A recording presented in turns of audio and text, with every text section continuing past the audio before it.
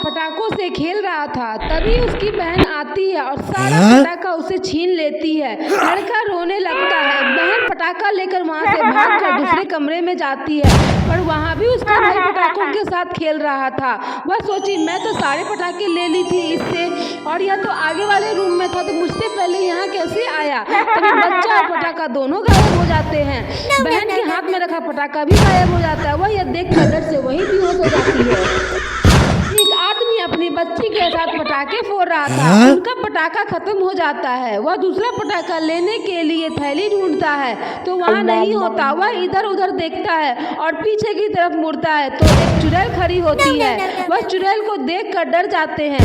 तभी वह चुड़ैल उसकी तरफ आती है। चुड़ैल उसके पास आती है और उसकी बेटी को लेकर वहाँ से गायब हो जाती है। आदमी यह देखकर डर से वही बेहोश हो जाता है।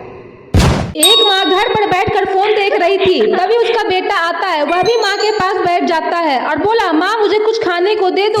माँ को गुस्सा आ जाता है क्योंकि वह फोन पर अपना फेवरेट शो देख रही थी। वह गुस्से में किचन में जाती है और सोचती है, यह रोज मेरे शो के टाइम ही खाना मांगता है, आज इसको मजा चखाती हूँ। वह भूत का गेटअप बनाकर बेटे के सामने आती है और बेटे को डराती है, पर बेटा नहीं डरता। माँ गुस्से में जैसे ही बेटे को टच करती है, बच्चा वही बेहोश हो जाता है। माँ हंसते हुए सोचती है, यह तो बैठे बैठे ही बेहोश हो गया था, अब मैं मजे से फोन देखूंगी। कहानी का अगला भाग देखने के लिए कमेंट में पार्ट 2 जरूर लिखें।